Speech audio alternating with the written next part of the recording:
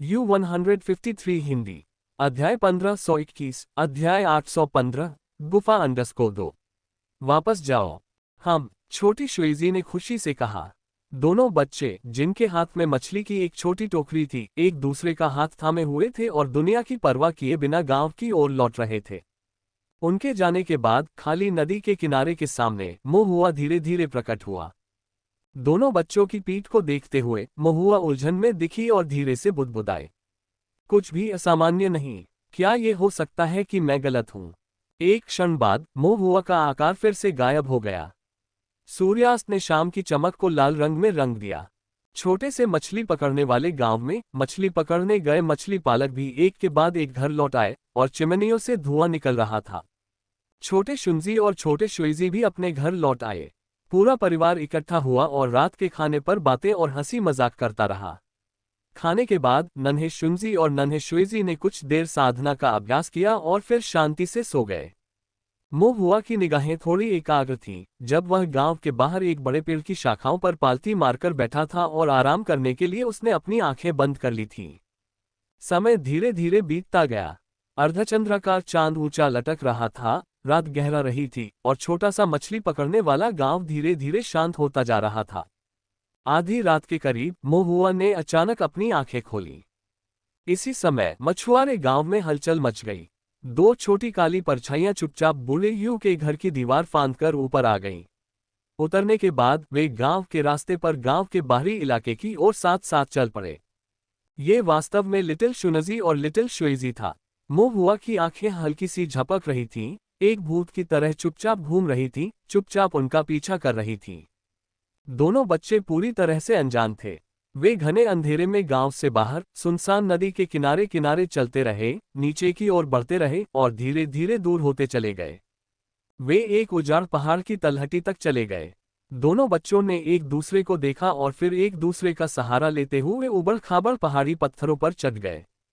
वे पहाड़ी की ढलान पर चढ़ गए, जहां का इलाका समतल था और जंगली घास से ढका हुआ था। जंगली पौधों की आड़ में एक गुफा थी। दोनों बच्चे गुफा के सामने घुटने टेककर आदरपूर्वक बोले, वरिष्ठ महोदय, हम आ गए हैं। कुछ ही देर में गुफा के भीतर से एक वृद्ध आवाज आए, अच्छा, क्या तुमने मेरे द्वारा सिखाई गई साधना तकनीक का परिश्रमपूर्वक अभ्यास किया है?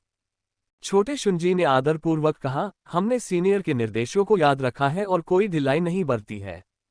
छोटे शुइजी ने सहमति में सिर हिलाया। अच्छे से। गुफा के अंदर से आवाज कुछ कमजोर लग रही थी और साथ में दबी हुई खांसी भी आ रही थी। थोड़ी देर बाद वृद्ध आवाज फिर बोली, अगली बार मैं तुम्हें कुछ और सिखाऊंगा।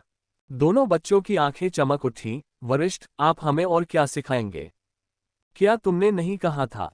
गुफा के भीतर मौजूद व्यक्ति खांसते हुए बोला कि तुम्हारे दादा, पिता और माता अक्सर नदी में जाते हैं और तुम्हें डर है कि जलदानव उन्हें खा जाएगा, इसलिए तुम कुछ सुरक्षात्मक मंत्र सीखना चाहते हो ताकि आपातकाल के समय में तुम स्वयं को और दूसरों को बचा सको।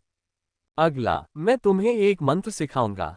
ये तुम्हारे द्वारा विकसित की गई जल ऊर्जा को घने छिपे हुए हथियारों में बदल सकता है, जिनका उपयोग दुश्मनों को पनडुब्बी बनाने और उन्हें नुकसान पहुंचाने के लिए किया जाता है। दोनों बच्चे बहुत खुश हुए और बार बार झुककर बोले, धन्यवाद सीनियर। हालांकि छोटे शुइजी को कुछ जिज्ञासा हुई और उसने पूछा, वरिष्ठ, इस मंत्र का नाम क्या है? हाँ, और आपने हमें जो साधना तकनीक सिखाई थी उसका नाम भी मुझे नहीं पता, नन्हे शुंजी ने कहा। गुफा के भीतर बैठे व्यक्ति ने भारी स्वर में कहा, तुम्हें इसके बारे में पूछने या चिंता करने की आवश्यकता नहीं है। मैं तुम्हें जो भी विरासत सिखाऊं उसे अच्छी तरह सीख लो। दोनों बच्चे थोड़ा हिचकिचाए। हालांकि वे युवा थे और वरिष्ठों की शिक्षाओं के प्रति कृतज्ञ थे, फिर भी वे मूर्ख नहीं थे। एक ऐसी विरासत जो न तो अपनी उत्पत्ति और न ही नाम बताती है, उसमें स्वाभाविक रूप से कुछ समस्याएं होती हैं।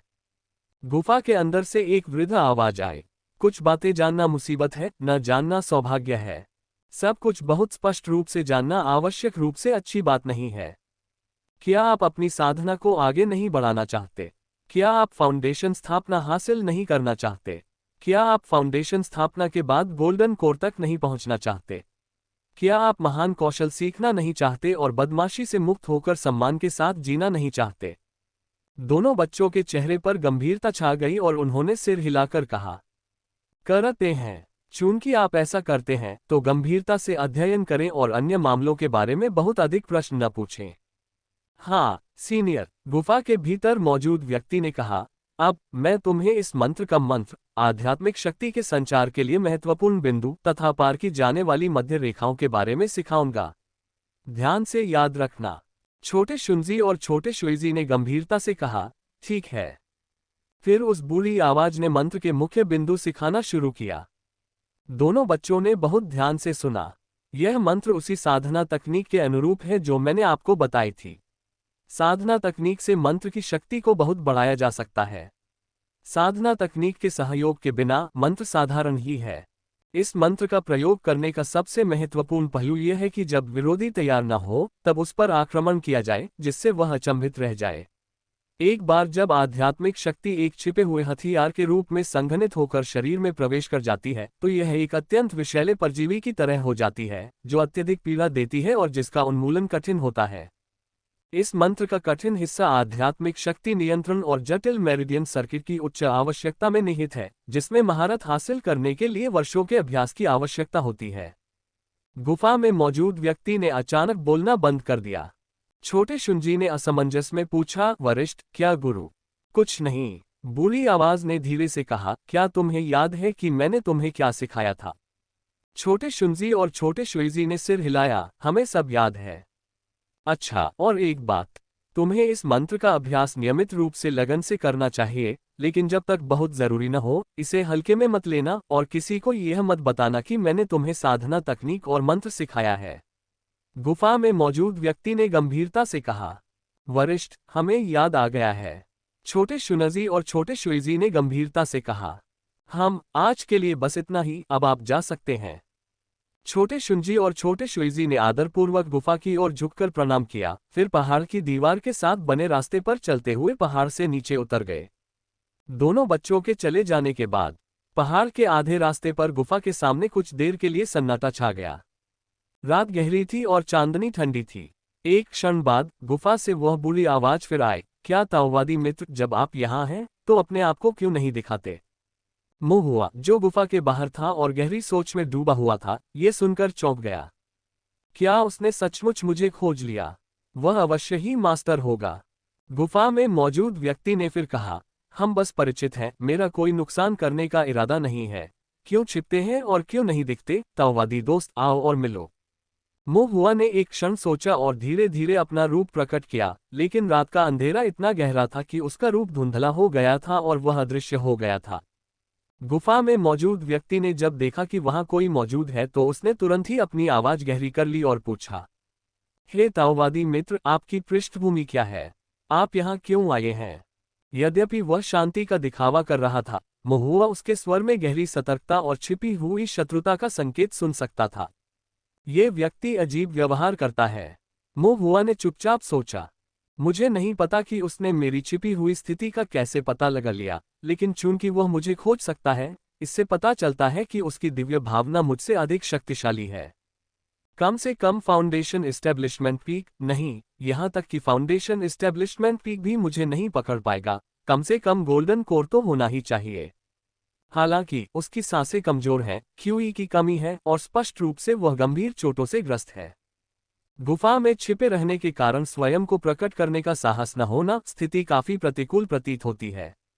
और ये द्वितीय श्रेणी राज्य सीमा है, भले ही वह गोल्डन कोर है, स्वर्गीय दाव के दमन के तहत वह अंकल गू की तरह ही बेकार है, केवल फाउंडेशन स्थापना शिखर शक्ति का प्रयोग करने में सक्षम है। मुंह हुआ ने जल्दी से सामान्य स्थिति का आकलन किया, फिर बिना एक शब्द कहे गुफा के बाहर एक व्यूह रचना स्थापित करना शुरू कर दिया।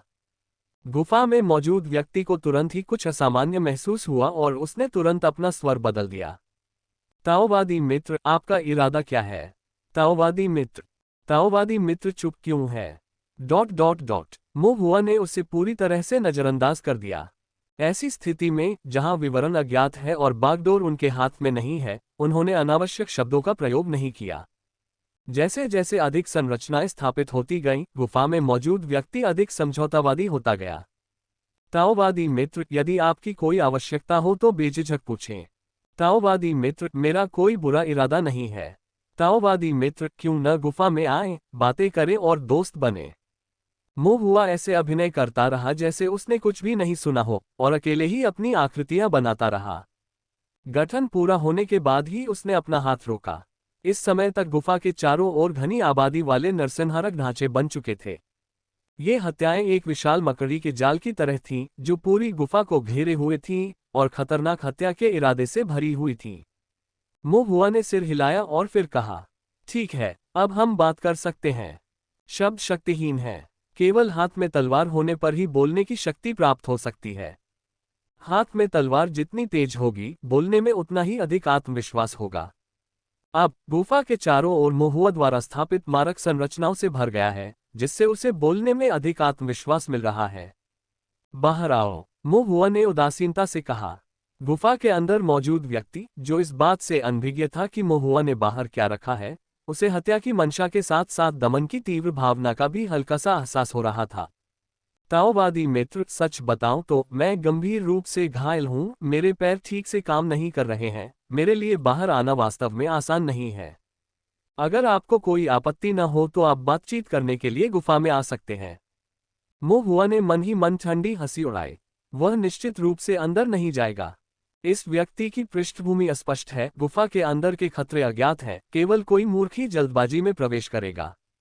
मैं अंदर नहीं जाऊंगा, तुम बाहर आओ, महुआ ने दृढ़ता से कहा। ताओवादी मित्र, मैं वास्तव में इतनी गंभीर रूप से घायल हूं कि स्वतंत्र रूप से चल फिर नहीं सकती, मैं आपसे समझने की प्रार्थना करती हूं। गुफा के भीतर से एक बुरी आवाज ने क्षमा याचना के संकेत के साथ कहा। महुआ ने अपना सिर हिलाते हुए ठंडे स्वर में कहा, मैं बहाने नहीं सुनता, कारण नहीं सुनता, स्पष्टीकरण नहीं सुनता। मैं तुम्हें 5 सांसों का समय देता हूं और तुम्हारे सामने 2 विकल्प हैं, या तो तुम 5 सांसों में स्वयं बाहर आ जाओ, या मैं गुफा को उड़ाकर तुम्हें बाहर निकाल दूंगा। गुफा के अंदर मौजूद व्यक्ति ने ये शब्द सुने और मन ही मन आक्रोश से भर गया। ऐसे जिद्दी पुराने हाथ से सामना होना, जिस पर कुछ भी काम नहीं करता, वास्तव में परेशानी भरा है। गुफा के बाहर महुआ ने पहले ही गिनती शुरू कर दी थी। 5 से 1 तक उल्टी गिनती करते हुए, चाहे गुफा के अंदर कोई भी साधक हो, वह उसे उड़ाने के लिए तैयार था। समय बहुमूल्य है, वह इसे बर्बाद नहीं करना चाहता था। 5-4 अंदर मौजूद व्यक्ति महुआ की दृढ़ता को महसूस कर सकता था। उसकी अभिव्यक्ति तुरंत बदल गई और बोला, रुको ताओवादी दोस्त, चलो इस बारे में बात करते हैं। 3 ठीक है, मैं बाहर आ रहा हूं, गुफा के अंदर से बुरी आवाज बार बार कहती रही। तभी महुआ ने गिनती बंद कर दी। वह गुफा को सावधानी से देख रहा था। उसके भीतर आध्यात्मिक शक्ति का संचार हो रहा था। एक धागा उसकी उंगलियों तक पहुंच रहा था, जो स्थिति खराब होने पर आग का गोला फेंकने के लिए तैयार था। आध्यात्मिक शक्ति की 2 अन्य धाराएं उसके पैरों की ओर प्रवाहित हो रही थीं, जो कि यदि कोई अप्रिय घटना घट जाए तो तुरंत भागने के लिए तैयार थीं।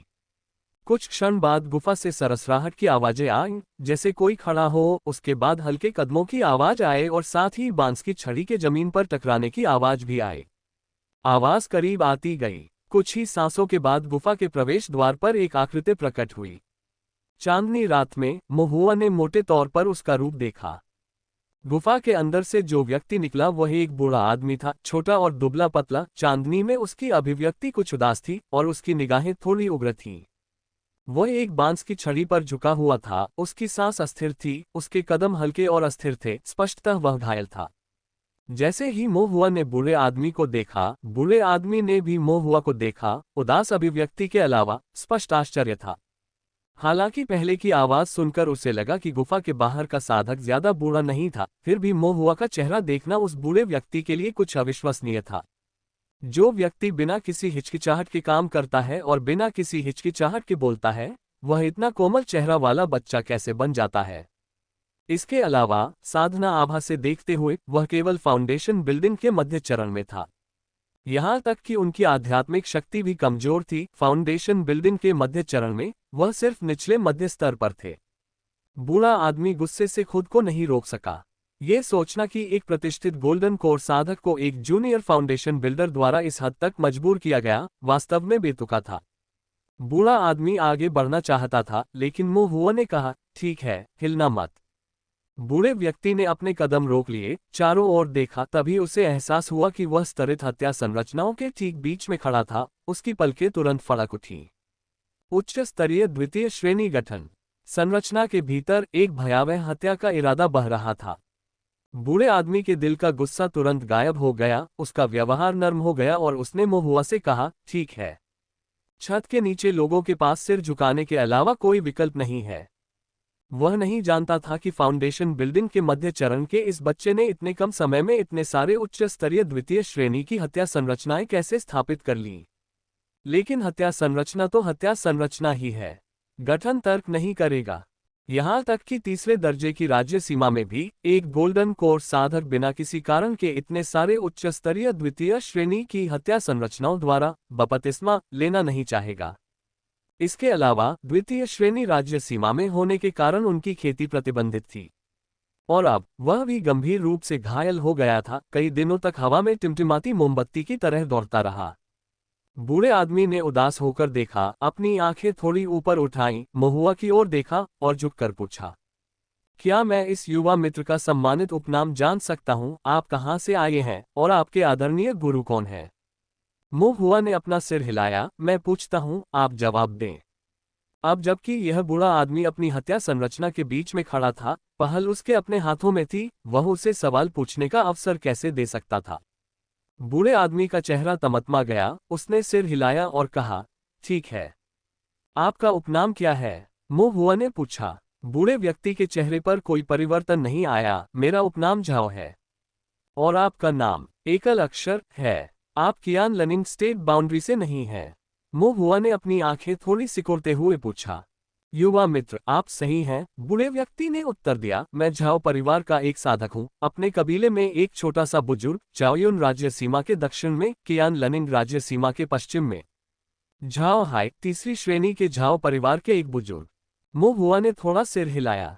ये बूढ़ा आदमी भी बिल्कुल वैसा ही था, जो बिना किसी प्रयास के झूठ गढ़ लेता था। उसे शेखी बघारने के लिए किसी मसौदे की जरूरत नहीं पड़ती थी। उसका नाम निश्चित रूप से झाओ नहीं था, न ही उन्हें झाओ हाय कहा जाता था। जहां तक चाओयुन राज्य सीमा के दक्षिण में होने की बात है, तो तीसरी श्रेणी के झाओ परिवार के एक बुजुर्ग ने कहा कि इस तरह के दूरगामी दावे केवल निरर्थक मनगढ़ंत बातें थीं, जिन्हें महुआ तुरंत सत्यापित नहीं कर सका। बड़े झाओ, महुआ ने अपने हाथों को कप के आकार में बनाया। बूढ़े व्यक्ति ने अभिवादन का उत्तर देते हुए कहा, क्या मैं उस युवा मित्र का सम्मानित उपनाम जान सकता हूं? क्या आप? मैंने अभी पूछना खत्म नहीं किया है, महुआ ने कहा। बूढ़ा आदमी रुका, धैर्य के साथ बोला, कृपया पूछिए युवा मित्र। महुआ ने उस बूढ़े व्यक्ति की ओर देखा जो खुद को एल्डर झाओ कहता था और पूछा, आपको किसने घायल किया? बूढ़े व्यक्ति ने आह भरते हुए कहा, दुष्ट साधकों के एक समूह ने अचानक किसी अज्ञात कारण से मुझ पर हमला कर दिया। मैं अचानक से चौंक गया और गंभीर रूप से घायल हो गया। महुआ ने उदासीनता से सिर हिलाया और फिर पूछा, क्यों पढ़ाएं? महुआ ने थोड़ा रुककर लिटिल शुनजी और लिटिल शुइजी का नाम लिए बिना उन्हें न जानने का नाटक करते हुए कहा, उन दो बच्चों को साधना तकनीक और मंत्र क्यों सिखाए जा रहे हैं? युवा मित्र, क्या तुम उन दो बच्चों को जानते हो? बूढ़े व्यक्ति ने असमंजस में पूछा। महुआ ने बिना बोले चुपचाप उसकी ओर देखा। तात्पर्य यह था कि मैं पूछता हूं, आप उत्तर देते हैं, आप प्रश्न पूछने की स्थिति में नहीं हैं। बूढ़े आदमी की पलकें हल्की सी फड़कीं, फिर उसने गहरी सांस ली और याद किया, मैं इस गुफा में उपचार कर रहा था और ये दोनों बच्चे सच्चे दिल से मेरे लिए खाना और पानी लाए। ऐसा चरित्र दुर्लभ है। मैंने सोचा कि मैं अपने झाओ परिवार की कुछ विरासत उन्हें दे दूं, ताकि कारण और प्रभाव का समाधान हो सके और एक अच्छा संबंध बन सके। महुआ ने सिर हिलाया, लेकिन मन ही मन सोचा, और भी बकवास। गरीब बच्चों का पेट कभी नहीं भरता, और अगर उनके पास कुछ होता भी है तो वो खुद ही खा लेते हैं। वो आपके लिए बचा हुआ खाना कैसे रख सकते हैं? जहां तक कारण और प्रभाव तथा अच्छे संबंधों की बात है, तो ये पूरी तरह बकवास है। क्या आप जानते हैं कि कारण और प्रभाव क्या होते हैं? अच्छे संबंध क्या होते हैं? बूढ़े आदमी ने महुआ के हाव भाव को ध्यान से देखा। उसे यकीन नहीं था कि वह उस पर विश्वास करता है या नहीं, और धीरे से पूछा, मैंने आपके प्रश्नों का उत्तर दे दिया है युवा मित्र, क्या मैं? महुआ ने सिर हिलाया, चूंकि तुमने ऐसा कहा है, इसलिए मैं तुम्हारे लिए मुश्किल नहीं खड़ी करूंगा। मैं ये संरचनाएं हटा दूंगा। बूढ़े व्यक्ति ने राहत की सांस ली और गुफा की ओर लौट गया।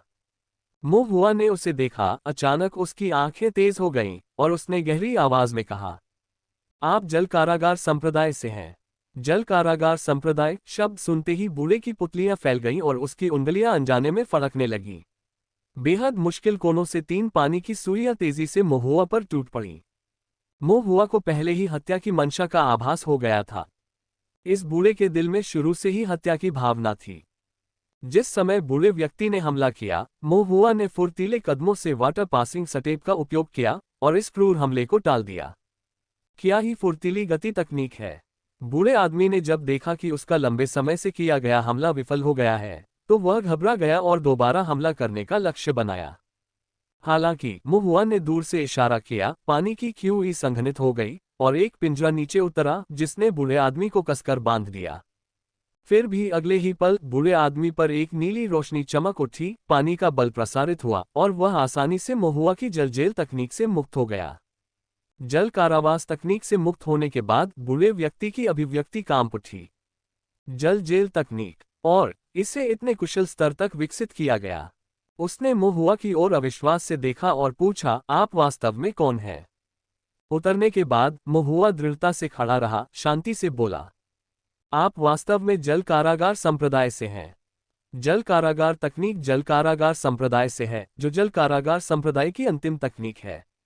अभी तक केवल 2 लोगों को ही फंसाया जा सका है। एक है जल यम और दूसरा है ये बूढ़ा आदमी।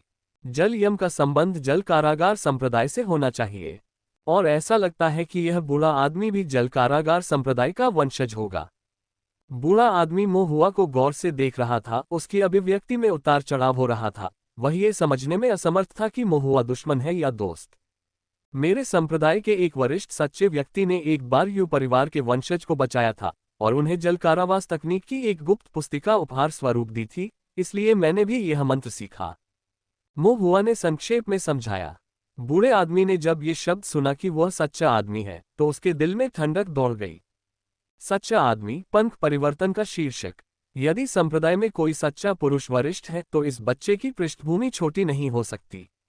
भले ही यह शीर्ष महान संप्रदाय न हो, ये कम से कम कियान लनिंग सोगेत स्तर का है। जल कारागार संप्रदाय कभी प्रमुख था, लेकिन वह 1000 साल पहले की बात है और अब यह पूरी तरह से गिरावट में है, पूरी तरह से अतुलनीय है। महुआ के प्रति बूढ़े व्यक्ति का रवैया अधिक सम्मानजनक हो गया। चूंकि इसकी उत्पत्ति ऐसी ही है, यह मेरी ही भूल थी, इसलिए मैं अपनी जल्दबाजी के लिए क्षमा चाहता हूँ। कृपया मुझे माफ कर दीजिए, छोटे भाई। फिर भी बूढ़े व्यक्ति का चेहरा गंभीर हो गया। कृपया युवा भाई, जल कारागार संप्रदाय के मामले को और आगे न बढ़ाएं। यह मामला बहुत ज्यादा उलझा हुआ है, इसमें आप दखल नहीं दे सकते। महुआ ने भौहें उठाई। क्या कोई तुम्हारा शिकार कर रहा है? बूढ़े आदमी का चेहरा उदास हो गया। मैंने कहा था, कृपया युवा भाई, ऐसा मत करो।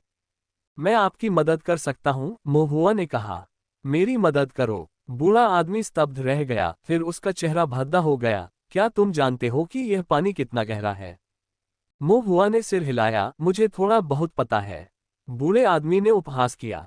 एक भोला भाला बच्चा जो आकाश की विशालता से अनभिज्ञ है, क्या वह सचमुच सोचता है कि वह जल कारागार संप्रदाय के अतीत में उलझ सकता है? जल्दबाजी में हस्तक्षेप करने से अज्ञात कब्र बन सकती है। महुआ ने कहा, मेरे संप्रदाय में स्वर्ग शून्य पूर्वज, सच्चे मनुष्य वरिष्ठ और कई गोल्डन कोर बुजुर्ग हैं। सभी मेरे साथ घनिष्ठ संबंध रखते हैं। पारिवारिक मंडलियों में मेरे परिचित लोग हैं और ताओवादी दरबार के अधिकारियों के बीच मेरे मित्र हैं। अगर तुम मुझे बताओ कि क्या हुआ, तो शायद मैं तुम्हारी मदद कर सकूं। लेकिन अगर तुम नहीं बताओगी तो। महुआ ने बूढ़े आदमी के माथे की ओर देखा, जहां एक हल्की काली रेखा घूम रही थी, और आत्मविश्वास से कहा, आप शायद 2 महीने से अधिक जीवित न रह सकें। बूढ़ा आदमी महुआ से पूरी तरह भयभीत था। उन्होंने यह उम्मीद नहीं की थी कि उनके सामने खड़े युवा किसान का नेटवर्क इतना विशाल होगा। सबसे महत्वपूर्ण बात यह थी कि जब वे बोलते थे तो उनके चेहरे पर शांति और सहजता का भाव होता था। यदि उसके पास वास्तव में योग्यता या नेटवर्क नहीं होता, तो वह इस तरह से शेखी बघारने का साहस नहीं करता। यह बालक संभवतः किसी महान परिवार का वंशज, किसी महान संप्रदाय का अनुयायी हो सकता है, किसी को ठेस पहुंचाने वाला नहीं। इसके अलावा वह युवक गलत नहीं था। बूढ़ा आदमी जानता था कि अगर वह छिपता रहा तो उसे घेरने में ज्यादा समय नहीं लगेगा, और उनकी जीवन भर की इच्छा पूरी होने से कोसों दूर थी। बूढ़े व्यक्ति के चेहरे पर उलझन थी। अंततः उसने आह भरी, ठीक है युवा मित्र, जो कुछ भी तुम जानना चाहते हो पूछ लो, मैं तुम्हें वह सब कुछ बता दूंगा जो मैं जानता हूँ। यदि बाद में आप मदद करने को तैयार हो तो ये सबसे अच्छा होगा, लेकिन यदि नहीं तो कृपया सुरक्षित रूप से चले जाएं और मेरा पता ठिकाना न बताएं। ठीक है। मोहुआ ने सिर हिलाया। ये बूढ़ा आदमी छल कपटपूर्ण तरीकों का सहारा लेता है, फिर भी उसे ईमानदार नहीं माना जाता। आपका उपनाम झाओ तो नहीं है? मोहुआ ने पूछा। बूढ़े व्यक्ति ने अपनी मुठ्ठियां भींच ली। मुझे आशा है कि तुम समझ गए होगे, छोटे दोस्त की इस तरह की आकस्मिक मुलाकात स्वाभाविक रूप से मुझे अपना असली नाम बताने की अनुमति नहीं देगी। क्या आपका उपनाम भी यू है? बूढ़ा आदमी एक पल के लिए चुप रहा, फिर सिर हिलाया। हाँ, मेरा उपनाम यू है और मेरा नाम यू कैंगहाई है। यू कैंगहाई। मोहुआ ने चुपचाप नाम याद कर लिया, फिर पूछा, तुम्हारा पीछा कौन कर रहा है? बूढ़े आदमी ने आह भरी, उसके चेहरे पर घृणा का भाव उभर आया। ये गुई जल संप्रदाय है। गुई जल संप्रदाय। मोहुआ थोड़ा हैरान हो गया। उन्होंने यह उम्मीद नहीं की थी कि गुई जल संप्रदाय इस मामले में शामिल था। लेकिन कुछ तो गड़बड़ थी। मोहुआ ने भौहें चढ़ाईं। क्या तुमने अपनी आंखों से देखा कि गुई जल संप्रदाय के शिष्य तुम्हारा पीछा कर रहे हैं? बूढ़े आदमी ने अपना सिर हिलाया। गुई जल संप्रदाय सीधे तौर पर कार्रवाई नहीं करेगा। वे छाया में छिपे रहते हैं, जबकि जो लोग वास्तव में मेरा शिकार करते हैं वे भाड़े के दुष्ट साधक हैं जिन्हें उन्होंने काम पर रखा है। मोहुआ की पुतलियां थोड़ी सिकुड़ गईं। क्या आपके पास कोई सबूत है? बूढ़े व्यक्ति ने व्यंग्य किया। सबूत की क्या जरूरत है? गुई जल संप्रदाय के वर्तमान उच्च पदस्थ अधिकारी वही गद्दार हैं जिन्होंने उस समय जल कारागार संप्रदाय को धोखा दिया था। वे ताओवादी दरबार में चले गए और जल कारागार संप्रदाय के नष्ट हो जाने के बाद उन्होंने उसकी विरासत चुरा ली, उसका नाम बदल दिया और उसकी जगह जल कारागार संप्रदाय रख दिया, जिससे वर्तमान गुई जल संप्रदाय 12 धाराओं में से एक बन गया। गुई जल संप्रदाय और हमारे जल कारागार संप्रदाय के बीच खूनी झगड़ा है। अपने अतीत के घिनौने कामों को छिपाने के लिए गुई जल संप्रदाय के ये कमीने जल कारागार संप्रदाय के वंशजों को मिटाने के अलावा और कुछ नहीं चाहते। मोहुआ की अभिव्यक्ति शांत रही, लेकिन उसका दिल हिल गया। वह नहीं जानता था कि गुई जल संप्रदाय और जल जेल संप्रदाय के बीच ऐसा इतिहास था। तो क्या ये कहा जा सकता है कि यू परिवार जल गांव के मामले में गुई जल संप्रदाय की भी संलिप्तता थी? मोहुआ ने चुपचाप सोचा। परिवार संप्रदायों के बीच संबंध वास्तव में जटिल और पेचीदा होते हैं। व्यक्तिगत रूप से उनमें गहराई से जाने के बिना कोई यह नहीं जान पाएगा कि उनमें कितनी उलझनें हैं। तब मोहुआ ने फिर से भौहें चढ़ाईं। जब 1000 साल पहले जल जेल संप्रदाय नष्ट हो गया था तो अफवाह थी। आपका पूरा संप्रदाय राक्षसत्व में गिर गया था। क्या इसमें कोई सच्चाई है? बूढ़े आदमी ने दृढ़ता से कहा, यह स्वाभाविक रूप से असंभव है। यह एक झूठ है, एक बदनामी है। बूढ़े आदमी का स्वर निश्चितता से भरा था। लेकिन जब मोहुआ ने पूछा कि वास्तव में क्या हुआ था, बूढ़ा आदमी लड़खड़ा गया और स्पष्ट रूप से समझा नहीं सका। मोहुआ ने मोटे तौर पर समझा। संभवतः वह भी नहीं जानता था, लेकिन वह केवल अपने संप्रदाय के सम्मान की रक्षा कर रहा था, इस विश्वास के साथ कि उसका संप्रदाय निर्दोष होना चाहिए। आखिरकार ये 1000 साल से भी अधिक पुरानी घटनाएं थीं और एक गोल्डन कोर के रूप में वह इतने लंबे समय तक जीवित नहीं रह सकते थे, इसे स्पष्ट रूप से जानना तो दूर की बात थी। तो फिर अगर जल कारागार संप्रदाय नष्ट हो गया तो क्या सभी को कैद नहीं किया जाना चाहिए था? फिर भी उनके वंशज कैसे बचे हैं? मोहुआ ने उत्सुकता से पूछा। बूढ़े ने आह भरते हुए कहा, जब एक पेड़ गिरता है तो बंदर बिखर जाते हैं। एक संप्रदाय विशाल होता है जिसमें कई बुजुर्ग, शिष्य और ससुराल वाले विभिन्न परिवारों में विवाहित होते हैं। ये गहराई से उलझा हुआ होता है और इसे पूरी तरह से साफ करना असंभव है। इसका सीधा सा मतलब है कि मुख्य संप्रदाय के नेता, बुजुर्गों और आंतरिक द्वार से कुछ शिष्यों को पकड़कर उनकी हत्या कर दी जाए। बहुत से अन्य साधक, जिनके पारिवारिक संबंध थोड़े भी थे, रिश्वत देते थे, अनुग्रह की मांग करते थे और यहाँ तक कि ताओवादी न्यायालय भी आंखें मूंद लेता था और वास्तव में मामले को आगे नहीं बढ़ाता था। हमारे यू परिवार के कुछ साधक इस अवसर का उपयोग करके बच गए। बूढ़ा आदमी उदास दिख रहा था, लेकिन फिर भी हम केवल निर्वासितों के रूप में भाग सकते थे, अपनी पहचान छिपा सकते थे, कियान राज्य में लौटने की हिम्मत नहीं कर सकते थे। मोहुआ ने पूछा, तो फिर तुम वापस क्यों आए? क्योंकि बूढ़े आदमी के चेहरे पर दुख और कड़वाहट की परत थी। हम में से ज्यादातर लोग मर चुके हैं। बाहर भटकते हुए जीवन जीना आसान नहीं था और एक बड़ी आपदा का सामना करने के बाद यू परिवार का लगभग कोई भी वंश नहीं बचा है। ये देखते हुए कि वंश का अंत होने वाला है, जल कारागार संप्रदाय की ताओवादी विरासत को आगे बढ़ाने वाला कोई नहीं बचा है। मेरे पास जोखिम उठाने और कियान राज्य लौटने के अलावा कोई विकल्प नहीं था, ताकि मैं यू परिवार के उन वंशजों को ढूंढ सकूं जिन्हें हमने अतीत में अनदेखा कर दिया था। भाग्य दयालु था और मैंने उन्हें ढूंढ लिया। बूढ़े व्यक्ति के चेहरे पर राहत की कोई भावना नहीं थी, बल्कि वह गहरे दर्द से भरा हुआ था। मुंह हुआ की पुतलियां सिकुड़ गईं। एक बार फिर यू फैमिली वाटर विलेज शब्द दिमाग में आया। फिर उसने बूढ़े आदमी की ओर अनिच्छा और सहानुभूति के भाव से देखा। इससे मुंह हुआ मोटे तौर पर यह अनुमान लगा सकता था कि आगे क्या हुआ। बूढ़े व्यक्ति ने यू परिवार जल गांव को ढूंढ निकाला, लेकिन ऐसा करते हुए उसने ये तथ्य भी उजागर किया कि यू परिवार जल गांव जल जेल संप्रदाय के वंशज थे। ये तथ्य शायद यू परिवार जल गांव के लोगों को भी नहीं पता था। अन्यथा उनके कुछ पैतृक जल प्रणाली कानून बिना किसी निशान के गायब नहीं हो गए होते। और इस बूढ़े आदमी को यू परिवार के वंशज मिले, खून से जुड़े रिश्तेदार मिले। लेकिन ये भी उन्हीं की वजह से था कि यू परिवार जल गांव नष्ट हो गया। बूढ़ा आदमी गंभीर और हताश दिख रहा था। वह स्पष्ट रूप से जानता था कि उसने क्या किया है। उनका इरादा ताओवादी विरासत को आगे बढ़ाने का था, लेकिन अंत में उन्हें और भी अधिक विनाश का सामना करना पड़ा। ताओवादी विरासत के लिए संघर्ष ठंडा और निर्दयी है। दुख से व्याकुल वृद्ध व्यक्ति ने मुंह में खून थूक दिया। मुंह हुआ ने एक गोली निकाली और उसे दे दी। क्या ये भी गुई जल संप्रदाय का काम है? बूढ़े ने मुंह हुआ की गोली तो ले ली, लेकिन उसे खाया नहीं, बल्कि दांत पीसते हुए बोला, ये गुई जल संप्रदाय होना चाहिए। ये जरूर ये कमीने होंगे।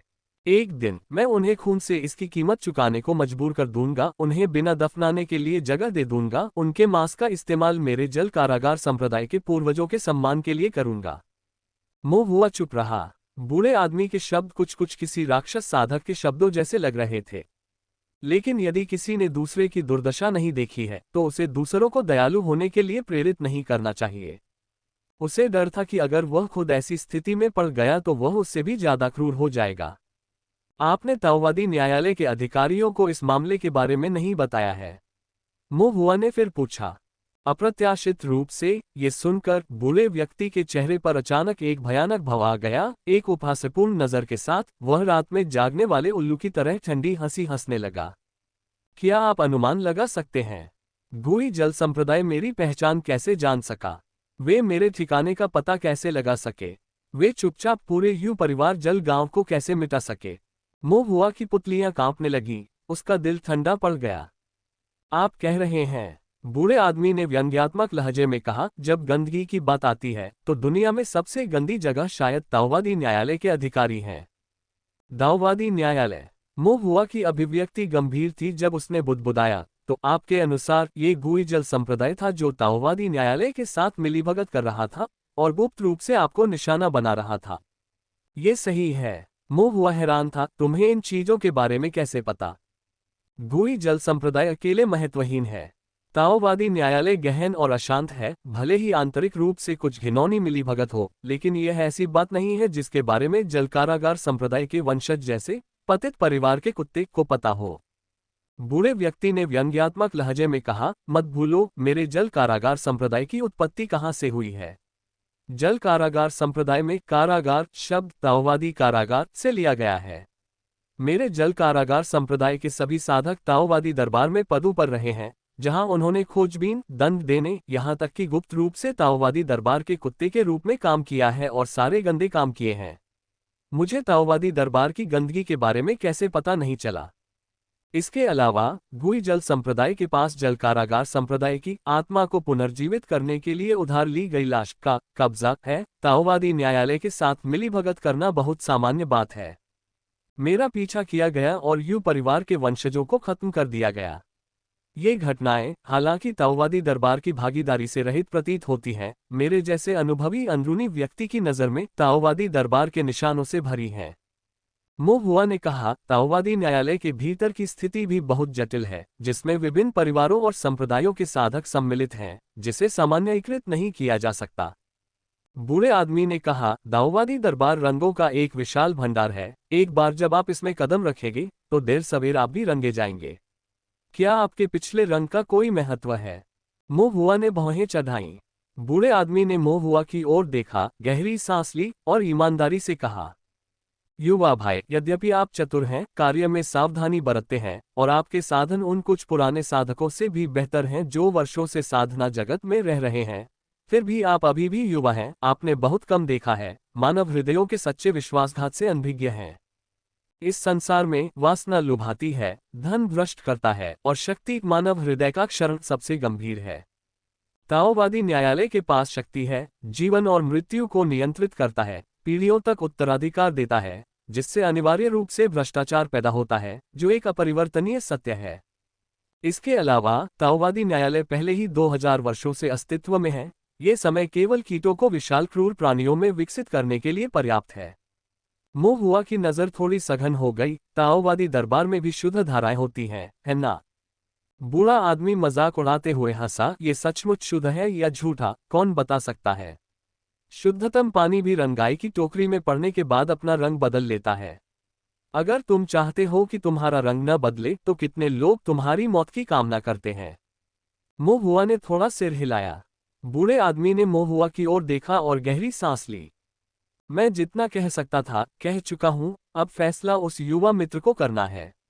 मैं किसी मदद की उम्मीद नहीं करूंगा, बस यही उम्मीद करता हूं कि आप मेरे ठिकाने का खुलासा न करने का अपना वादा निभाएं, वरना तबाही मचाकर जल कारागार संप्रदाय की ताओवादी विरासत को छिन्न भिन्न करके मैं बेचैन होकर मर जाऊंगा। चाहे मैं एक भयंकर भूत ही क्यों न बन जाऊं, मैं आपसे स्पष्टीकरण मांगूंगा। चाहे तुम कितने भी भयंकर भूत बन जाओ, मैं बिल्कुल नहीं डरता। मोहुआ ने चुपचाप सोचा, लेकिन उसने एक पल के लिए विचार किया और फिर भी कहा, ये बोझ थोड़ा ज्यादा भारी है। इसमें गुई जल संप्रदाय और ताओवादी दरबार दोनों शामिल हैं। मैं इसे संभाल नहीं पाऊंगा। मैं यथासंभव आपकी मदद करने की कोशिश करूंगा, लेकिन अंततः मैं आपकी मदद कर पाऊंगा या नहीं, यह अनिश्चित है। जहां तक आपके ठिकाने का सवाल है, निश्चिंत रहें, मैं इसे किसी बाहरी व्यक्ति को नहीं बताऊंगा। बूढ़ा आदमी कृतज्ञता से बोला, इस मामले में बहुत बहुत धन्यवाद युवा मित्र। मोहुआ ने सिर हिलाया। एक और बात है। उनकी अभिव्यक्ति थोड़ी ठंडी हो गई। अभी जो 2 बच्चे हैं वे भी यू परिवार के वंशज हैं, है ना? जल कारागार संप्रदाय की साधना तकनीक उन्हें देकर क्या आपको गुई जल संप्रदाय द्वारा पूरे गांव की खोज करने और उसे नष्ट करने का डर नहीं है? बूढ़े आदमी की अभिव्यक्ति रुक गई। उसने पहले से ही जानबूझकर यह बात छुपाई थी, क्योंकि वह लिटिल शुंजी और लिटिल श्वेजी की पहचान उजागर नहीं करना चाहता था। फिर भी उससे पहले बैठे युवा साधक को सब कुछ पता था। बूढ़ा आदमी कड़वा लग रहा था और आह भरते हुए बोला, मेरे पास सचमुच कोई विकल्प नहीं है। इसे आगे बढ़ाने से उनकी मृत्यु हो सकती है, लेकिन अगर इसे आगे नहीं बढ़ाया गया तो मेरी मृत्यु के साथ पूरे जल कारागार संप्रदाय की विरासत पूरी तरह से समाप्त हो जाएगी। मैं पूर्वजों का सामना कैसे कर पाऊंगा? बूढ़े व्यक्ति की भावनाएं भड़क उठी। उसका चेहरा कुछ देर के लिए पीला पड़ गया, उसके बाद भयंकर खांसी आए और उसके मुंह के कोने से खून निकलने लगा। मोहुआ ने उसे दोष न देते हुए अपना सिर हिलाया। अच्छी तरह आराम करो, अगर तुम चाहो तो मैं कल तुम्हें कहीं ले जाने के लिए सवारी ढूंढूंगा। बूढ़े आदमी ने अपने हाथ जोड़े और शांति से कहा, युवा मित्र, आपको कष्ट देने के लिए क्षमा करें। मैं अब तुम्हें परेशान नहीं करूंगा। मोहुआ जाने के लिए मुड़ा, लेकिन अचानक बूढ़े आदमी ने उसे वापस बुलाया। युवा दोस्त। उसने अपना सिर घुमाया और हत्यारी संरचनाओं से घिरी गुफा का निरीक्षण किया। उसकी खोपड़ी थोड़ी सुन्न हो गई। ये संरचनाएं। ओह, कोई बात नहीं, मैं तुम्हें नहीं मारूंगा, मोहुआ ने कहा। ऐसा नहीं है। बूढ़े आदमी का सिर दुख रहा था। कम से कम उन्हें नष्ट तो कर दो। गुफा किलिंग फॉर्मेशन से पूरी तरह भरी हुई है, जैसे कि अंदर विस्फोटक भरा हो। हल्का सा स्पर्श भी विस्फोट कर सकता है, जिससे उसके लिए सोना असंभव हो जाएगा। मोहुआ ने उसे अनदेखा कर दिया, मुड़कर चला गया। यदि तोड़ना है तो उसे स्वयं करने दीजिए। संरचनाओं को बनाने में इतना प्रयास करने के बाद भी उनका उपयोग नहीं किया गया, तो वह उन्हें नष्ट करने का काम कैसे सहन कर सकता है? बेशक, मुख्यतः इसलिए क्योंकि वह आलसी था। वैसे भी हत्या का स्वरूप उसके अपने दरवाजे पर नहीं रखा गया है। गुफा के सामने खड़ा बूढ़ा आदमी मोहुआ को धीरे धीरे बिना किसी परवाह के दूर जाते हुए देख रहा था और असहाय होकर अपना सिर हिला रहा था। ये छोटा सा किसान सचमुच थोड़ा दुष्ट था। रात गहरी थी, चांदनी वीरान थी, उजाड़ पहाड़ पर कहीं भी शरण लेने की जगह नहीं थी। बूढ़ा आदमी केवल कड़वी आह भरकर गुफा में लौट सकता था। आखिरकार ये तो बस एक आखिरी रात है। उजाड़ पहाड़ को छोड़कर महुआ छोटे मछली पकड़ने वाले गांव में लौट आया, ये सुनिश्चित करते हुए कि लिटिल शुंजी और लिटिल शुइजी सुरक्षित रूप से घर लौट आए हैं और गहरी नींद में सो रहे हैं। तब उसे अंततः राहत महसूस हुई। लेकिन ये कोई समाधान नहीं है। महुआ ने एक पल सोचा, फिर एक पत्र निकाला और गू चांगहुआई को भेजा। अंकल गू, कुछ बहुत महत्वपूर्ण है। कुछ क्षण बाद गू चांगहुआई ने अप्रसन्न होकर उत्तर दिया, कौन सा समय हो गया है और तुम अभी तक सोए नहीं हो? महुआ ने ऊपर देखा, उसे एहसास हुआ कि आसमान बहुत अंधेरा हो गया था। आधी रात से भी ज्यादा हो चुकी थी, शायद रात के 2 बज चुके थे। लगता है अब थोड़ी देर हो गई है। हालांकि महुआ ने कहा, अंकल गू, आप भी सोए नहीं हैं। गू चांगहुई, ताओवादी न्यायालय काफी व्यस्त है। महुआ, क्या आपको दरकिनार नहीं किया गया था? गू चांगहुई। महुआ को अचानक यह एहसास हुआ कि अंकल गू, आप उस प्रशिक्षक हुआ को प्रपोज नहीं कर रहे हैं और न ही भावनाएं विकसित कर रहे हैं, इसलिए आप न तो खा सकते हैं और न ही सो सकते हैं, है ना? आप क्या बकवास कर रहे हैं? गू चांगहुआ इतना क्रोधित था कि उसके दांत खुजलाने लगे। अगर महुआ उसके सामने होता तो वह उसका कान खींच लेता। ताओवादी न्यायालय में एक नया पर्यवेक्षक आया है जो थोड़ा परेशानी भरा है, उसे बहुत सारी चीजों को संभालना है। गू चांगहुआई ने कहा। नया सुपरवाइजर? महुआ चौंका, कौन है? गू चांगहुआई अवाक रह गए, आपको बताने से कोई मदद नहीं मिलेगी और ताओवादी न्यायालय के मामलों में ताक झांक भी मत कीजिए। ओह, गू चांगहुआई ने आगे कहा, इतनी देर हो गई है, तुम्हें मेरी क्या जरूरत है? महुआ बोलने ही वाला था कि अचानक उसे जल कारागार संप्रदाय के यू कैंगहाई नामक बुजुर्ग के शब्द याद आ गए और उसके दिल में हल्की ठंडक महसूस हुई। उसने पूछा, अंकल गू, क्या गू परिवार को ईमानदार माना जाता है? गू चांगहुआई ने भौहें चढ़ाई, एक पल सोचा और धीरे से कहा, मुझे ईमानदार ये 2 शब्द पसंद नहीं हैं। ताओवादी न्यायालय के साधकों को ताओवादी कानून का पालन करना चाहिए, तथ्यों से सत्य की खोज करनी चाहिए, जिसे गिरफ्तार करने की आवश्यकता हो उसे गिरफ्तार करना चाहिए, जिसे मारने की आवश्यकता हो उसे मारना चाहिए, निष्पक्षता से कार्य करना चाहिए। ईमानदार होने या न होने जैसी कोई बात नहीं है। हालांकि दूसरों की नजर में हमारा गू परिवार वास्तव में ईमानदार लगता है। महुआ ने सिर हिलाया, उसका दिल समझ गया और फिर उसने बोलना शुरू किया। मेरी मुलाकात यू परिवार के जल किले से जुड़े किसी व्यक्ति से हुई। उसने बताया कि यू परिवार के जल किले को गुई जल संप्रदाय द्वारा उकसाए गए दुष्ट साधकों ने नष्ट कर दिया था। इसके अलावा ये व्यक्ति जल कारागार संप्रदाय का वंशज भी है। रात काफी हो चुकी थी। गू चांगहुआई पूरे दिन व्यस्त रहा था। पहले तो वह थका हुआ लग रहा था, लेकिन ये सुनकर उसके चेहरे पर तुरंत भाव बदल गए। वास्तव में महुआ अवाक रह गया, मैंने तुमसे कब झूठ बोला है? तुमने मुझसे बहुत झूठ बोला है। गू चांगहुई ने मन ही मन सोचा, लेकिन अब बेकार की बातें करने का समय नहीं था। गू चांगहुआई ने फिर पूछा, अब आप कहाँ हैं? महुआ, मैं छोटे मछली पकड़ने वाले गांव में हूँ। मिस्टवाटर नदी के किनारे बसा छोटा सा मछली पकड़ने वाला गांव। गू चांगहुआई ने भौहें चढ़ाते हुए पूछा, तुम वहां क्यों हो? यह एक लंबी कहानी है, जब हम मिलेंगे तो मैं इसके बारे में और बताऊंगा। महुआ ने कहा। लेटर टोकन इसे समझाने में बहुत धीमा है। इसके अलावा उन्हें अभी भी इस बात पर विचार करने की आवश्यकता थी कि क्या कहा जा सकता है और क्या नहीं। ठीक है। गू चांगहुआई ने एक पल सोचा और फिर कहा, मैं इस समय क्यानिक्स्यू राज्य सीमा पर ताओवादी न्यायालय में हूं और अभी नहीं जा सकता। कल सुबह अपने काम निपटाने के बाद मैं आकर तुमसे मिलूंगा। ठीक है। महुआ ने सिर हिलाया।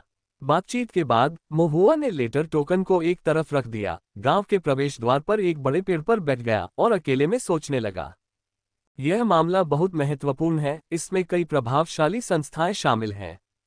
अकेले जाकर कठिन जल में मछली पकड़ना ठीक हो सकता है, लेकिन उसे रोके रखने की क्षमता अभी उसके पास नहीं थी। यहां तक कि जल कारागार संप्रदाय के उस बुजुर्ग की भलाई सुनिश्चित करने के लिए भी उन्होंने अपनी क्षमता से अधिक प्रयास किया। इस पर विचार करने पर वह केवल अंकल गू पर ही भरोसा कर सकता था। लेकिन इसमें समस्याएं हैं। महुआ खुद अंकल गू पर बहुत भरोसा करता था। यद्यपि वह क्रोधी स्वभाव का था, उसका चेहरा खट्टा था, उसके शब्द कभी कभी कठोर होते थे, और वह न तो विनम्र था और न ही विचारशील, लेकिन वह वास्तव में एक अच्छा व्यक्ति था। हालांकि जल कारागार संप्रदाय का वह बूढ़ा आदमी शायद नहीं। वह ताओवादी दरबार के साधकों से बहुत सावधान था। यदि उसे पता चल जाता कि अंकल गू ताओवादी दरबार के पर्यवेक्षक हैं, तो वह सहयोग नहीं करना चाहता था। इसे भूल जाओ, जब समय आएगा तब हम इस बारे में बात करेंगे। मो हुआ ने मन ही मन सोचा। इसके अलावा हो सकता है कि वह बूढ़ा आदमी भी अच्छा इंसान न हो, और हो सकता है कि उसकी कही हर बात सच न हो। जब समय आएगा तो गोल्डन कोर स्टीवर्ड के रूप में अंकल गू की उपस्थिति से अधिक जानकारी मिल सकती है। इसके बाद मुहुआ ने ध्यान करना शुरू कर दिया, अपनी दिव्य भावना को चेतना के सागर में डुबो दिया तथा ताओवादी स्तंभ पर निर्माण का अभ्यास करने के लिए समय निकाला। अब 19 पैटर्न पर अपनी दिव्य इंद्रिय के साथ वह अधिक संरचनाएं सीख सकता था, इसलिए हर पल का पूरा उपयोग करना था। केवल अधिक संरचनाएं सीखकर और अपनी दिव्य भावना को चरम सीमा तक निखारकर ही वह भविष्य में अधिक संरचनाओं तक पहुंच सकेगा। भोर होने तक, पूर्वी प्रकाश के टूटने तक, मो हुआ ने अपनी आंखें खोली, एक लंबी सांस छोड़ी और खिंचाव महसूस किया। फिर सुबह के प्रकाश के क्षण को पकड़ते हुए पूर्व से आने वाली बैंगनी क्यूई के साथ मो हुआ ने आत्मा पत्थर निकाला, थोड़ी देर तक साधना की और गू चांगहुआई की प्रतीक्षा करने लगा। छोटे से मछली पकड़ने वाले गांव में मछली पालक भी एक एक करके उठे और अपने मेहनती दिन की शुरुआत की। मो हुआ पेड़ पर ऊंचा बैठ गया, कुछ देर तक प्रतीक्षा की। उसे अकारण चिंता महसूस हुई। फिर उसने पत्र चिन्ह का उपयोग करके पूछा, अंकल गू, आप कब आ रहे हैं? दूसरी तरफ से कोई प्रतिक्रिया नहीं। काफी देर बाद गू चांगहुआई ने अंततः उत्तर दिया, कुछ असहाय सा प्रतीत हुआ। नया सुपरवाइजर बहुत चालाक है, मैं अभी नहीं आ सकता, लेकिन मैं 4 घंटे में वहां पहुंच जाऊंगा। ठीक है, एक बड़ी गाड़ी किराए पर लेना याद रखना, मो हुआ ने कहा। ठीक है। उसके बाद मो हुआ केवल धैर्यपूर्वक प्रतीक्षा जारी रख सका। लेकिन जब वह इंतजार कर रहा था तो उसे अचानक एक समस्या का एहसास हुआ। जल कारागार संप्रदाय का बूढ़ा आदमी, क्या वह भाग गया होगा? संयोगवश मुलाकात हुई, कोई रिश्ता नहीं था। हालांकि उसने अतीत की कई कहानियां साझा की, इसका मतलब यह नहीं था कि वह सचमुच उस पर भरोसा करता था। अच्छा होगा कि जाकर देख लो, मो हुआ ने चुपचाप अपने मन में सोचा। उसने देर नहीं की, सीधे खड़ा हुआ और उस रास्ते पर चला जिस पर लिटिल शुनजी और लिटिल शुइजी ने कल रात को डेजलेट माउंटेन की ओर कदम बढ़ाया था, और धीरे से चट्टान पर चढ़ गया। गुफा के प्रवेश द्वार पर पहुंचने पर वहां अभी भी घनी हत्या संरचना मौजूद थी। लेकिन अपनी दिव्य इंद्रिय के एक झटके से मोहुआ ने पाया कि अंदर की गुफा खाली थी, किसी का कोई नामोनिशान नहीं था। वह चला गया है, मोहुआ ने आह भरी। लेकिन इसके बारे में सोचने पर यह बहुत आश्चर्यजनक भी नहीं था। जल कारागार संप्रदाय का वह बुजुर्ग, जिसका वंश नष्ट हो चुका था, जिसका शिकार किया जा रहा था, जिसके चारों ओर दुश्मन थे, उसके लिए किसी पर भी भरोसा करना आसान नहीं होगा। बात सिर्फ इतनी थी कि उसका माथा काला पड़ गया था, मौत का शगुन मंडरा रहा था, और ये पलायन सचमुच उसके लिए अंत हो सकता था। अनुशीलन करना, मो हुआ ने एक क्षण सोचा, फिर उसने ऐसा न करने का निर्णय लिया। चूंकि उसे अपने आप पर भरोसा नहीं था, इसलिए वह आगे हस्तक्षेप करने और उसे बचाने की जहमत नहीं उठा सका। दूसरों के भाग्य का सम्मान करना चाहिए। जिन्हें मरना चाहिए उन्हें मरना ही होगा। मो हुआ ने जाने का इरादा किया, लेकिन आधे रास्ते में अचानक उसकी भौहें तन गईं। कुछ गलत है। मो हुआ ने पलटकर अपनी दिव्य इंद्रिय को मुक्त किया और आसपास के वातावरण पर नजर डाली। उसकी नजरें तनी हुई थीं, यहाँ कोई और भी रहा है। वहां चपटी घास के निशान और कई लोगों के पैरों के निशान थे। पास ही आध्यात्मिक शक्ति के मिश्रित निशान थे, जो धुंधले थे, जिनमें 5 तत्व शामिल थे, लेकिन शीतल जल आध्यात्मिक शक्ति की अधिकता थी। ये लोगों का आभा मंडल था। मो हुआ की दिव्य भावना उदात्त हो गई। वह देवता सदृश दिव्य विचार के निकट पहुंच गई, जिससे वह ऐसी आभा के प्रति बहुत संवेदनशील हो गया। वह गुफा के प्रवेश द्वार तक चला गया। दिन के उजाले के बावजूद गुफा अभी भी अंधेरी थी। मो हुआ थोड़ी देर के लिए झिझका, लेकिन बेतहाशा अंदर नहीं गया। बल्कि उसने एक छोटे बाघ को बाहर निकाला और उसे रास्ता तलाशने दिया। हत्या की कोई मंशा न देखकर वह चुपचाप गुफा में चला गया। गुफा संकरी थी और उसकी दीवारें जर्जर थीं। गुफा के अंदर खून के धब्बे, कुछ क्षतिग्रस्त आध्यात्मिक कलाकृतियां, खाली गोलियों की बोतलें, खून से सने कपड़े इत्यादि थे।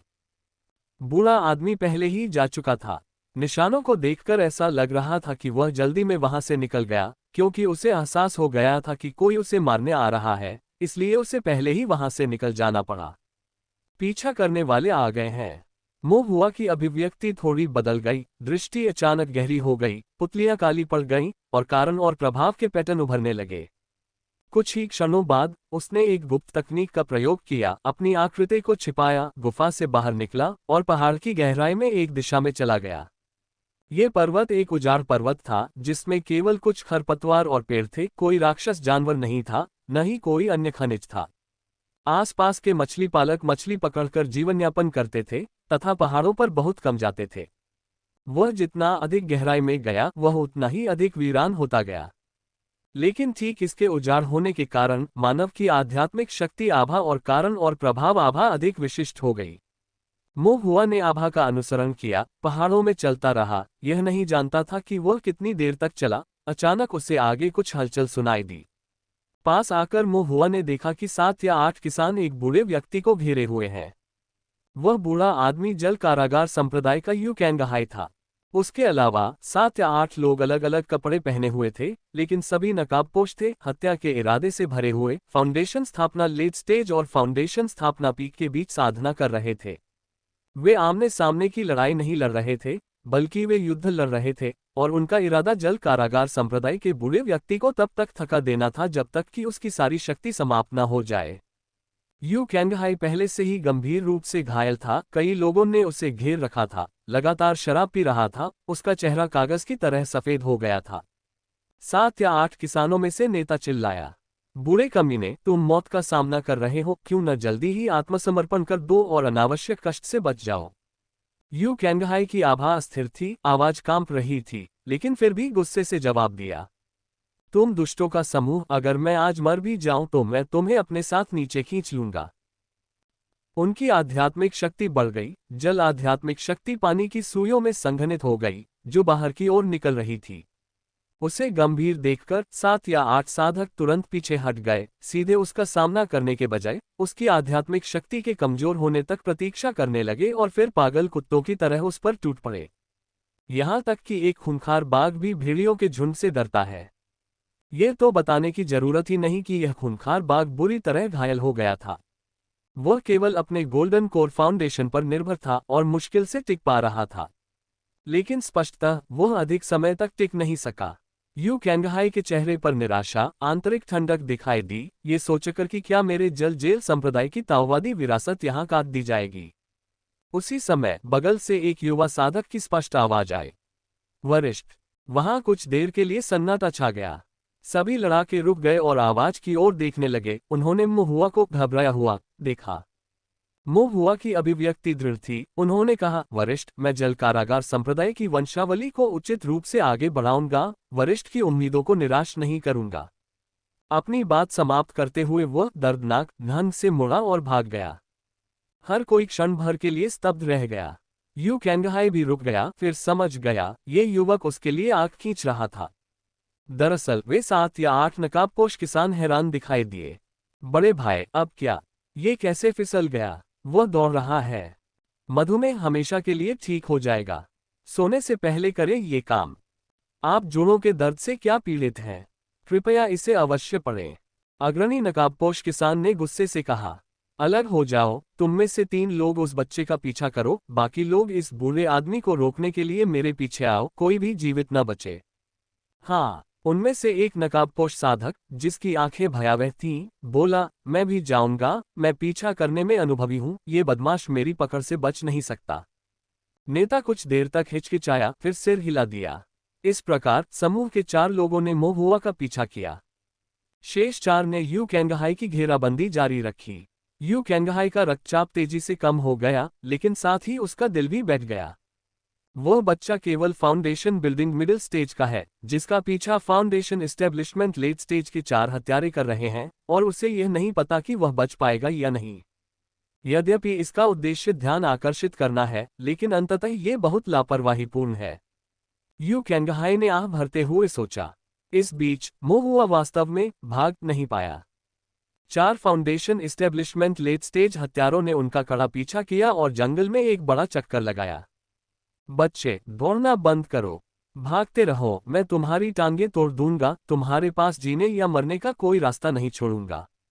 महुआ घबराया हुआ लग रहा था, उसकी आकृतें तेजी से भाग रही थी। कुछ समय बाद महुआ अचानक पहाड़ी की ओर चला गया और उस गुफा में वापस आ गया जिसमें यू कैंगहाई पहले छिपा था। वह घबराया हुआ लग रहा था और सिर के बल गुफा में कूद रहा था। उसके पीछा करने वाले कुछ देर तक रुके और हिचकिचाए। गुफा के बाहर एक संरचना है, क्या हम अंदर चलें? उनमें से 3 ने भयावह आंखों वाले साधक की ओर देखा तथा स्पष्ट रूप से उसके निर्णय का समर्थन किया।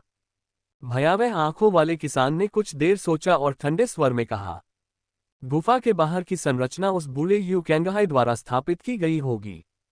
ये छोटा सा शैतान इतनी उम्र में संरचनाओं के बारे में क्या जान सकता है?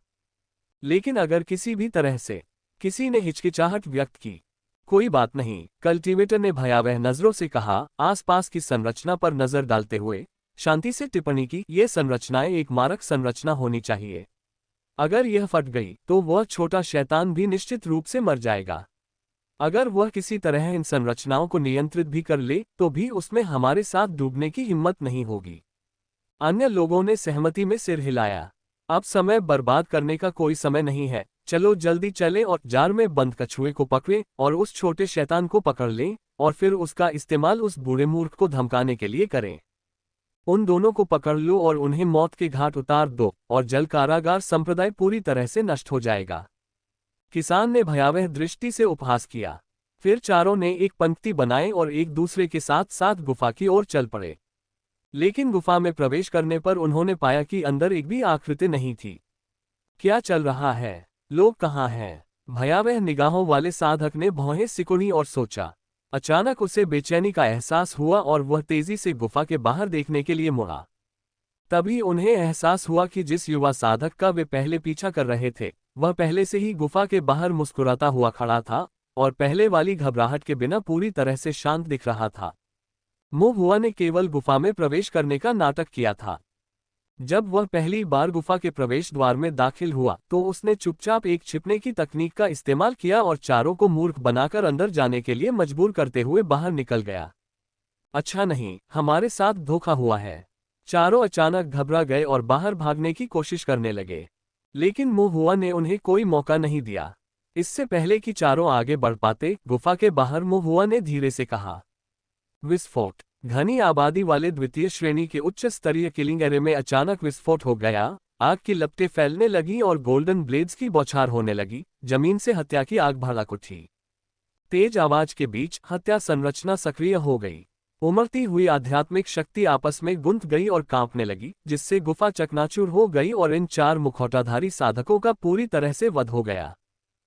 इतने सारे उच्च श्रेणी के मारक संरचनाओं के साथ, यहां तक कि गोल्डन कोर दायरे के यू कैंगहाई को भी हल्का सा डर महसूस हुआ। इन अंतिम चरण के फाउंडेशन स्थापना साधकों की तो बात ही छोड़ दीजिए। महुआ ने संतुष्टि में सिर हिलाया। इस तरह उसने जो मारक संरचनाएं तैयार की थीं, वे काम में आई और व्यर्थ नहीं गईं। बर्बादी शर्मनाक है। आखिरकार उन्होंने आध्यात्मिक स्याही और आत्मा पत्थरों को बड़ी मेहनत से खर्च किया था, दिव्य विचारों का उपयोग करके संरचनाएं बनाई थी, उनका उपयोग न करना बहुत ही बेकार होगा। चारों से निपटने के बाद महुआ यू कैंगहाई को खोजने के लिए अपने कदम पीछे खींचता है। गहरे पहाड़ों पर पहुंचने पर उन्होंने पाया कि हमलावर यू कैंगहाई के 4 सदस्य 3 हो गए थे। वहां एक और व्यक्ति जमीन पर पड़ा था। उसका चेहरा ठंडा था, ऐसा लग रहा था कि उसे जलविश हो गया है। वह मुश्किल से सांस ले रहा था। महुआ थोड़ा आश्चर्यचकित था। दरअसल एक दुबला ऊंट घोड़े से बड़ा होता है। ये यू कैंगहाई अभी भी काफी दुर्जय है। महुआ को वापस आते देख न केवल यू कैंगहाई बल्कि शेष 3 हत्यारे भी बहुत आश्चर्यचकित हुए। छोटे शैतान, तुम कैसे बच गए? अग्रणी किसान ने गहरी आवाज में कहा। महुआ ने धीरे से मुस्कुराते हुए कहा, मैंने उन लोगों को मार डाला जो मेरा पीछा कर रहे थे और स्वाभाविक रूप से मैं बच निकला। इन शब्दों पर उपस्थित सभी किसानों के भाव बदल गए, लेकिन महुआ ने उनसे बात करने में समय बर्बाद नहीं किया और पहले से ही फायरबॉल्स बनाने की तैयारी शुरू कर दी। लगभग 30 मिनट बाद शेष 3 लोग भी मर गए। 2 के खिलाफ 3 की स्थिति में मोहुआ और यू कैंगहाई के संयुक्त प्रयासों के तहत संख्या लाभ के बिना ये 3 फाउंडेशन बिल्डिंग कल्टीवेटर वध के लिए मेमनों की तरह थे जिनमें प्रतिरोध करने की बिल्कुल भी शक्ति नहीं थी। इस प्रकार सभी 8 हथियारों का सफाया कर दिया गया। कई शव जमीन पर बिखरे पड़े थे। यू कैंगहाई ने मोहुआ को आश्चर्य से देखा और उसके दिल में कंपन था। ये छोटा लड़का, ये कौन सा दिव्य प्राणी है? स्पष्ट रूप से केवल आधार निर्माण के मध्य चरण में ही ये शक्तिशाली नहीं लगता, फिर भी यह अंतिम चरण के आधार स्थापना साधकों को आसानी से मार सकता है। मोहुआ पर इसका कोई असर नहीं हुआ और उन्होंने यू कैंगहाई से कहा, तुम बैठो और अपने घावों को ठीक करने के लिए ध्यान करो। उन्होंने सोचा कि यदि व्यक्ति बचाए जाने के बाद मर गया तो यह व्यर्थ होगा। यू कैंगहाई ने आह भरी, अपने हाथों को कपड़े की तरह बनाया और कहा, धन्यवाद। ये धन्यवाद कहीं अधिक हार्दिक था। इसके बाद यू कैंगहाई ने ध्यान करना शुरू कर दिया जबकि मोहुआ ने शरीर की खोज शुरू कर दी। हालांकि उन्हें चारों मृतकों के शरीर पर कुछ भी मूल्यवान वस्तु नहीं मिली। स्टोरेज बैग में केवल कुछ अतिरिक्त स्पिरिट स्टोन और गोलियां थीं। मोहुआ कुछ हद तक निराश था, काफी सतर्क। उसने एक क्षण सोचा और उसे याद आया कि गुफा में 4 नकाबपोश कल्टीवेटर भी थे जिन्हें उसने उड़ा दिया था। जब यू कैंगहाई कुछ हद तक ठीक हो गया तो मोहुआ उसके साथ गुफा में लौट आया। गुफा टुकड़े टुकड़े हो गई, चारों ओर संरचना के निशान रह गए।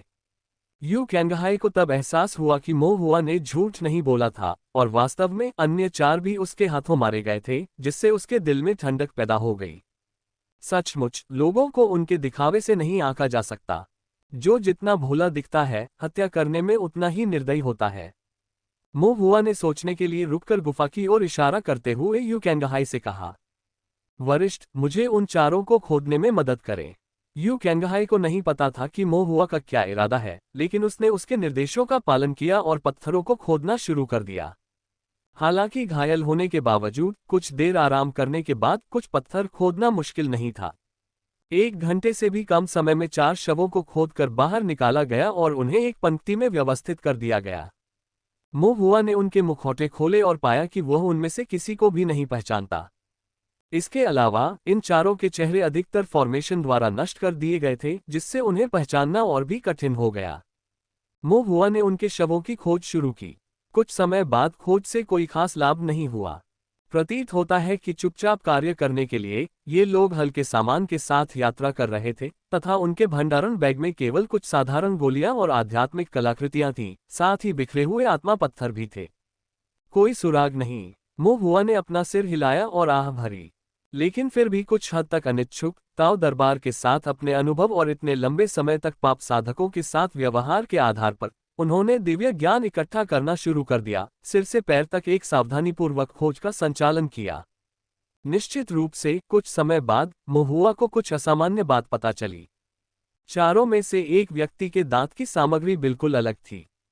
दांत। मोहुआ की आंखें चमक उठीं। पाप साधकों के साथ अपने व्यवहार से उन्हें याद आया कि कुछ लोग अपने दांत तोड़ देते थे और दांत के आकार का एक भंडारण बॉक्स पुनः स्थापित कर लेते थे।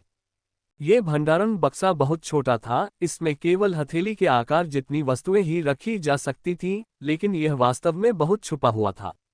यदि पाप साधकों का पीछा करने में उसका व्यापक अनुभव न होता तो वह इस पर ध्यान ही नहीं देता।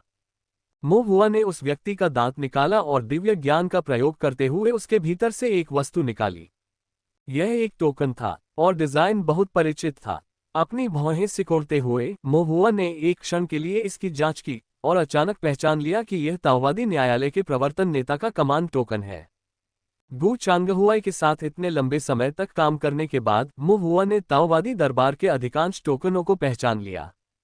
निम्न स्तर वाले, जैसे कि उसका अतिरिक्त आधिकारिक कांस्य कमर टैग, थोड़े ऊंचे स्तर वाले जैसे कि गु चांगहुआई का ट्रिब्यूनल कमांड टोकन, सबसे आम ताओवादी न्यायालय में थे, जो न्यायालय के अधिकारियों द्वारा पहने जाने वाले प्रवर्तन नेता आदेश के प्रकार थे। गुएन और गु क्वान ने इस तरह का प्रदर्शन किया। मोहुआ को अपने दिल में हल्का सा भारीपन महसूस हुआ। उसने प्रवर्तन नेता कमांड को पलट दिया, उस पर नजर डाली और उसकी पुतलियां थोड़ी सिकुड़ गईं। प्रवर्तन लीडर कमांड के पीछे एक शब्द खुदा हुआ था, जियो। ताओवादी कोर्ट जियो परिवार। ये व्यक्ति जिसे उड़ा दिया गया था वह ताओवादी न्यायालय के जियो परिवार का प्रवर्तन नेता था। मोहुआ एक क्षण के लिए चुप रहा, उसके दिल में बेचैनी बढ़ती जा रही थी। उसने एक पल सोचा, एक लेटर टोकन निकाला और चुपचाप गू चांगहुआई को संदेश भेजा, अंकल गू, जल्दी आओ। कुछ क्षण बाद गू चांगहुई ने उत्तर दिया, क्या गलत मुंह हुआ? लगता है मैंने जियाओ परिवार के एक प्रवर्तन नेता को उड़ा दिया है। कियानिक्स्यू कोर्ट ट्रिब्यूनल में इन शब्दों को देखकर गू चांगहुआई का दिल अचानक कांप उठा और उसके दाहिने हाथ ने बलपूर्वक पकड़ लिया, लगभग लेटर टोकन को कुचल दिया। घंटे पहले सब कुछ ठीक था। पलक झपकते ही उसने जियाओ परिवार के ताओवादी न्यायालय के एक प्रवर्तन नेता को उड़ा दिया। गू चांगहुई ने एक तेज सांस ली। ये छोटा सा बच्चा जब परेशानी पैदा करने की बात आती है तो वह सचमुच स्वर्ग को चुनौती देता है। संपूर्ण ताइक्सू गेट सभी शिष्यों को एक साथ गिनने पर संभवतः उसकी तुलना नहीं कर सकता। क्या हुआ? गू चांगहुआई ने तत्काल पूछा। मुंह हुआ, मैं कोई बात नहीं, अभी कुछ मत कहो। लेटर टोकन कहता है कि यह सुरक्षित नहीं है, गू चांगहुआई ने कहा।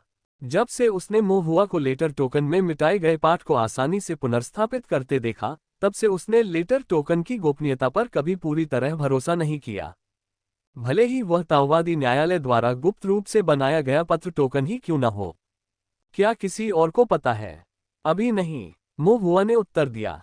यू कैंगहाई को एक अंदरूनी व्यक्ति माना जाता है, न कि एक अन्य व्यक्ति। जहां तक उन नकाबपोश साधकों का प्रश्न है, वे सभी मर चुके हैं, इसलिए स्वाभाविक रूप से वे अब लोग नहीं हैं।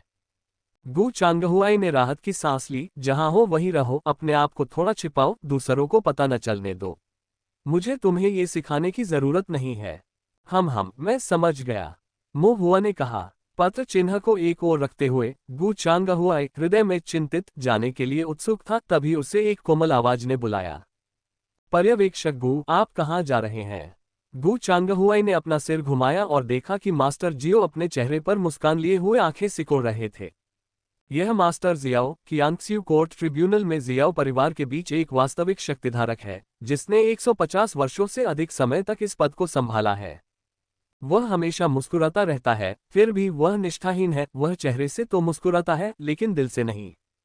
मूलतः गू चांगहुआई ने इसके बारे में कुछ नहीं सोचा था, लेकिन जब से मो हुआ ने मास्टर जियो को एक बार देखने के बाद चुपके से उसे स्माइलिंग टाइगर उपनाम दिया था। हर बार जब गू चांगहुआई मास्टर जियो को देखता है तो अनायास ही उसके दिल में स्माइलिंग टाइगर ये 3 शब्द उभर आते हैं। स्मी मास्टर जियो। गू चांगहुआई की भौं थोड़ी सी सिकुड़ गई, मानो वह अपना उपनाम जोर से कह रहा हो। मुझे कुछ काम करना है। ओह, मास्टर जियाओ मुस्कुराए, इतनी जल्दी क्या है? एक जियो परिवार प्रवर्तन नेता उड़ा दिया गया, गू चांगहुई ने चुपचाप अपने दिल में कहा। लेकिन ऊपरी तौर पर उन्होंने बस इतना कहा, पकड़ने की प्रक्रिया के दौरान एक पाप कल्टीवेटर उड़ा दिया गया। मैं उसे देखने जा रहा हूं। मास्टर जियाओ ने खारिज कर दिया। एक पाप साधक दोषी, यदि विस्फोट हुआ तो यह उचित है। पर्यवेक्षक गू को व्यक्तिगत रूप से उपस्थित होने की क्या आवश्यकता है? गू चांगहुआई की अभिव्यक्ति थोड़ी सूक्ष्म थी, फिर उन्होंने शांति से कहा, मैं सहज नहीं हूं, मुझे इसे देखना है। तो फिर जिया कैनोनिकल अधिकारी के बारे में? मास्टर जियाओ हिचकिचाया। मैं बाद में समझाऊंगा, गू चांगहुई ने कहा। मास्टर जियाओ ने अपना सिर हिलाया और आह भरी। पर्यवेक्षक गू, ऐसा नहीं है कि मैं ये कह रहा हूं, परिश्रम एक अच्छी बात है, लेकिन कभी कभी आपको हवा को देखना पड़ता है। यह जिया कैनोनिकल अधिकारी। उन्होंने ऊपर की ओर इशारा किया, आवाज धीमी की। उच्च अधिकारियों ने भेजा है। उन्हें नाराज करना आपके करियर के लिए अच्छा नहीं होगा, ये बहुत हानिकारक होगा। उच्च अधिकारी का तात्पर्य स्वाभाविक रूप से ताओवादी न्यायालय से था। गू चांगहुआई समझ गया। वह ये भी जानता था कि कियानिक्स्यू राज्य की सीमा पर अंतर्धाराएं उमड़ रही थीं, और केंद्रीय दाव न्यायालय द्वारा अचानक एक विहित अधिकारी को भेजने का एक और अर्थ हो सकता था, लेकिन इसका उससे कोई लेना देना नहीं था। गू चांगहुआई ने गहरी आवाज में कहा, मैं एक पर्यवेक्षक हूं, मेरा काम नियमों द्वारा संचालित होता है। भले ही ताओवादी न्यायालय से लोग आते हैं, फिर भी जो करने की जरूरत है वह किया जाता है। मास्टर जियाओ ने गू चांगहुआई को ऐसे देखा जैसे वह मूर्ख हो, अपनी हंसी को रोक नहीं पाया। पर्यवेक्षक गू के अपने सिद्धांत हैं, वास्तव में सराहनीय। गू चांगहुआई ने प्रतीकात्मक रूप से अपने हाथों को सलामी के रूप में बनाया और फिर जाने के लिए मुड़ गए। मास्टर जियो ने उसकी विदाई की ओर देखते हुए ठंडी मुस्कान के साथ अपना सिर हिलाया। ताओवादी दरबार को छोड़कर गू चांगहुआई हृदय में चिंतित किंगजो शहर की ओर तेजी से वापस लौटा। ताओवादी दरबार के ताओवादी वस्त्र में परिवर्तित हुआ। गू परिवार से एक अच्छा घोड़ा चुना और बिना रुके मिस्टवाटर नदी के किनारे छोटे मछली पकड़ने वाले गांव की ओर चल पड़ा। मछली पकड़ने वाले गांव में पहुंचकर उसने महुआ के निर्देशों का पालन किया, नीचे की ओर चला, उजाड़ पहाड़ पर चढ़ गया और एक नजर में महुआ को जमीन पर बैठे किसी अज्ञात चीज पर शोध करते हुए देखा। उसके बगल में एक अपरिचित बुजुर्ग व्यक्ति बैठा था जिसकी सांसें कमजोर थीं और जमीन पर 4 लाशें बड़े करीने से पंक्तिबद्ध पड़ी थीं। गू चांगहुआई ने महुआ की ओर देखा, फिर 4 लाशों की ओर, तुरंत एक और तेज सांस ली। तुमने 4 लोगों को उड़ा दिया। नहीं नहीं, महुआ ने बार बार हाथ हिलाया, इतने सारे नहीं, सिर्फ एक। तुम्हें लगता है कि यह पर्याप्त नहीं है? गू चांगहुआई ने गुस्से से जवाब दिया। महुआ अजीब तरह से हंसा। आखिर हुआ क्या था? गू चांगहुआई ने भौहें चढ़ाकर पूछा। महुआ ने संक्षेप में बताया। ये लोग हत्यारे थे, नकाबपोश इस बुजुर्ग का पीछा कर रहे थे। संयोग से मेरा उनसे सामना हुआ, इसलिए मैंने बुजुर्ग को उन्हें जवाबी हमले में मारने में मदद की। बेशक, मैंने बस थोड़ी सी मदद की पेशकश की। महुआ ने खुद को इस स्थिति से दूर रखने की कोशिश की। गू चांगहुआई को इस बात पर जरा भी विश्वास नहीं हुआ। हर जगह विस्फोटों के निशान और संरचनाओं से कटे और जले हुए घाव वाले ये लोग। क्या इसे थोड़ी मदद की पेशकश करने के लिए एक छोटा सा कदम कहा जाता है? यह संभव है कि इन सभी लोगों को इस बच्चे महुआ ने मार डाला हो। महुआ ने आगे कहा, उनके मरने के बाद मैंने उनकी तलाशी ली लेकिन कुछ भी संदिग्ध नहीं मिला, लेकिन उनमें से एक।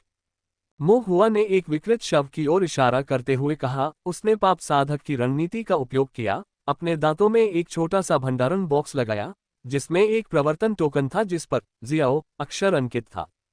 गू चांगहुई की निगाहें तेज हो गईं। महुआ ने टोकन गू चांगहुआई को सौंप दिया। अंकल गू, देखें कि क्या ये जियो परिवार से एक प्रवर्तन टोकन है। गू चांगहुआई ने इसे लिया, इस पर एक नजर डाली। उसकी अभिव्यक्ति थोड़ी गंभीर थी। ये टोकन वास्तव में ताओवादी न्यायालय में जियो परिवार की ओर से एक प्रवर्तन टोकन था। गू चांगहुआई ने मुड़कर महुआ की ओर देखा, वर्तमान स्थिति का आकलन किया और चुपचाप राहत की सांस ली। अच्छा ही हुआ। उसने शुरू में सोचा था कि महुआ का जियो परिवार के साथ झगड़ा था और उसने जानबूझकर जियो परिवार के प्रवर्तन नेता को उड़ाने के लिए एक संगठन बनाया था। वर्तमान स्थिति को देखते हुए इसे संभालना कठिन नहीं है। गू चांगहुआई ने चुपचाप टोकन रख दिया। महुआ ने चिंतित होकर कहा, अंकल गू, अब हम क्या करें? गू चांगहुआई ने भौहें उठाई। तुम्हारा क्या मतलब है, हम क्या करें? महुआ ने जमीन पर पड़ी लाश की ओर इशारा करते हुए कहा, यह जियाओ परिवार का प्रवर्तन नेता है।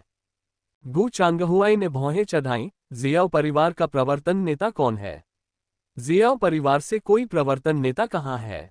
महुआ आश्चर्यचकित रह गया। आपने न्याय के लिए बहादुरी से काम किया, केवल कुछ नकाबपोश डाकुओं को मार डाला। इसका जियाओ परिवार से क्या लेना देना है? गू चांगहुआई ने गंभीरता से कहा, इस उजाड़ जंगली क्षेत्र में केवल पाप साधक ही हैं जो मारने में असफल रहे और मारे गए। प्रवर्तन नेता कहाँ है? महुआ अचानक समझ गया और सिर हिलाया। अंकल गू वास्तव में एक अनुभवी दाव कोर्ट कैनन है। प्रक्रिया वास्तव में अच्छी तरह से वाकिफ है। ऐसा लगता है कि मुझे अभी भी बहुत कुछ सीखना है। गू चांगहुई की नज़र थोड़ी सी भौहें सिकोड़ते हुए यू कैंगहाई की ओर चली गई। महुआ ने कहा, ये वरिष्ठ जल कारागार संप्रदाय का शिष्य है जिसका उपनाम यू है तथा नाम कैंगहाई दिया गया है। गू चांगहुआई को देखते ही यू चांगहाई की आंखें उग्र हो गईं। क्या आप ताओवादी दरबार से हैं? यद्यपि गू चांगहुआई ने ताओ दरबार का आधिकारिक ताओवादी वस्त्र नहीं पहना था, फिर भी उनका प्रभावशाली आचरण और आचरण सामान्य साधकों से भिन्न था जिसे यू चांगहाई एक नज़र में पहचान सकता था। इसके अलावा उनके पास गोल्डन कोर कल्टीवेशन भी था। ताओवादी न्यायालय में एक स्वर्ण कोर क्षेत्र साधक कम से कम एक पर्यवेक्षक शक्ति संपन्न होता है। यू कैंगहाई की अभिव्यक्ति सतर्क थी। गू चांगहुआई ने उसे ठंडेपन से देखा, तो क्या हुआ अगर मैं हूं? यू कैंगहाई ने तब व्यंग्य किया, ताओवादी दरबार में एक भी अच्छा व्यक्ति नहीं है। गू चांगहुई की अभिव्यक्ति अप्रसन्न थी। महुआ ने जल्दी से कहा, ठीक है, ठीक है। एक अनिश्चित आयु का गोल्डन कोर बूढ़ा आदमी 200 साल के गोल्डन कोर स्टीवर्ट के साथ बहस कर रहा है। महुआ ने यू कैंगहाई से कहा, आपका दुश्मन गुई जल संप्रदाय है। मैं आपकी रक्षा नहीं कर सकता, केवल अंकल गू ही आपकी मदद कर सकते हैं। यू कैंगहाई ने अपना सिर हिलाया, मैं ताओवादी दरबार के लोगों पर भरोसा नहीं कर सकता। चाहे मैं मर भी जाऊं, मैं उनकी दया स्वीकार नहीं करूंगा। एक बार जब आप ताओवादी दरबार पर थोड़ा भरोसा कर लेंगे तो देर सवेर मेरे जल कारागार संप्रदाय की ताओवादी विरासत खत्म हो जाएगी। लेकिन अगर तुम अभी मर गए तो जल कारागार संप्रदाय की ताओवादी विरासत पहले ही टूट चुकी होगी। मो हुआ ने कहा। यू कैंगहाई स्तब्ध रह गया। मो हुआ ने आह भरी, ये पहले से ही सबसे बुरी स्थिति है। अगर आप अंकल गू की बात मानेंगे तो आप ताओवादी विरासत को आगे बढ़ाने के लिए अभी भी जीवित रह सकते हैं। अन्यथा आपका जल कारागार संप्रदाय वास्तव में बर्बाद हो जाएगा। यू कैंगहाई की अभिव्यक्ति में उतार चढ़ाव आया और अंततः उन्होंने आह भरी। यद्यपि वह थोड़ा जिद्दी था, लेकिन वह मूर्ख नहीं था और जल्द ही उसे सब समझ आ गया। अब उसके पास सौदेबाजी की कोई गुंजाइश नहीं थी। मो हुआ ने फिर गू चांगहुई से एक और वाक्य कहा। वह जल कारागार संप्रदाय से है जिसका पीछा गुई जल संप्रदाय द्वारा निर्देशित दुष्ट साधक कर रहे हैं, जो गुप्त रूप से ताओवादी न्यायालय से जुड़ा हुआ है। ताओवादी न्यायालय के साथ गुप्त संबंधों में अनिवार्य रूप से न्यायालय के आंतरिक गद्दार शामिल थे। गुई जल संप्रदाय के निर्देशन में संप्रदाय के भीतर आंतरिक भ्रष्टाचार शामिल था। दुष्ट साधकों में संभवतः जल यम और यू परिवार के जल किले का विनाश शामिल था। एक पल में गू चांगहुआई समझ गया कि यह गोल्डन कोर बूढ़ा आदमी एक महत्वपूर्ण गवाह था। गू चांगहुआई की आंखों में नाराजगी थोड़ी कम हो गई और उन्होंने सिर हिलाते हुए कहा, ठीक है। अब जब ये स्पष्ट रूप से समझाया गया था, मो हुआ ने भी राहत की सांस ली। इसके बाद ये परिणाम था।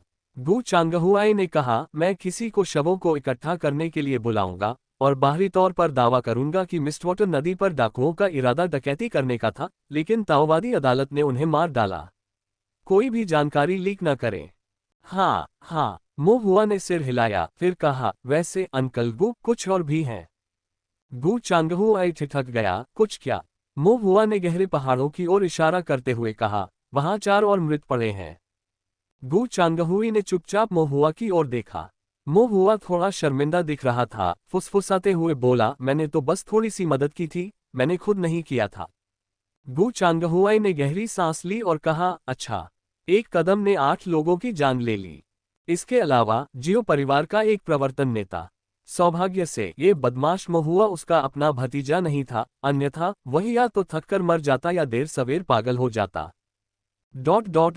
इसके बाद गू चांगहुआई ने गू परिवार के सदस्यों को शवों को इकट्ठा करने और घटनास्थल को साफ करने के लिए बुलाया। इसके बाद मो हुआ ने गू परिवार की गाड़ी ली और यू कैंगहाई के साथ किंगजो शहर लौट आया। यू कैंगहाई को अस्थायी रूप से गू परिवार के यहाँ बसाया गया था तथा गू चांगहुआई के ताओवादी मित्र की सार्वजनिक पहचान के साथ वह विशेष रूप से कियानलनिंग राज्य सीमा से गुजरते समय वहां आया करता था। इस दावे से बाहरी लोगों में संदेह पैदा नहीं होगा। अपने साधना जीवन में ऐसा कौन है जिसके कुछ ताओवादी मित्र न रहे हों? लेकिन गू परिवार के भीतर जो लोग गू चांगहुआई को जानते थे, उन्हें संदेह था कि कुछ गड़बड़ है, क्योंकि गू चांगहुआई का स्वभाव बहुत खराब था और उसके ताओवादी मित्र भी बहुत कम थे। लेकिन उन्होंने मान लिया कि यह ताओवादी न्यायालय का मामला है, इसलिए किसी ने आगे पूछताछ नहीं की। यू कैंगहाई को अस्थायी रूप से बसाया गया। गू परिवार में माहौल शांत था, खाने पीने की व्यवस्था थी, उपचार की गोलियों की कोई कमी नहीं थी और शिकार किए जाने का कोई डर नहीं था। समय के साथ उसकी चोटें धीरे धीरे ठीक हो जाती। जल कारागार संप्रदाय, गुई जल संप्रदाय और ताओवादी न्यायालय के मामलों के बारे में उन्होंने गू चांगहुआई को सब कुछ बताया। मो हुआ भी किनारे पर बैठकर सुन रहा था। यू कैंगहाई का विवरण कमोबेश वही था जो उन्होंने पहले सुना था तथा उसमें कुछ भी नया नहीं था। एकमात्र अंतर जल यम था। क्या तुमने जल यम को देखा है? गू चांगहुआई ने पूछा। जल यम का उल्लेख करते हुए यू कैंगहाई के चेहरे पर तुरंत क्रोध दिखाई दिया, उसकी आंखें गहरी घृणा से भर गईं। भले ही वह राख में बदल जाए, मैं उसे नहीं भूलूंगा। वह कैसा दिखता है? मो हुआ ने पूछा। यू कैंगहाई की निगाहें ठंडी थीं, वह एक साफ सुथरे युवक की तरह दिखता है, गोरा चिट्टा, ठंडी आंखों वाला, भयावह भाव वाला, पानी में हेरफेर करने में कुशल और 9 ताले वाले सांप कोड़े से मारने में माहिर। मो हुआ और गू चांगहुआई ने एक दूसरे को देखा और थोड़ा सिर हिलाया। यह उस जल यम से मेल खाता था जिसका सामना उन्होंने उस रात गोदी में कुछ समय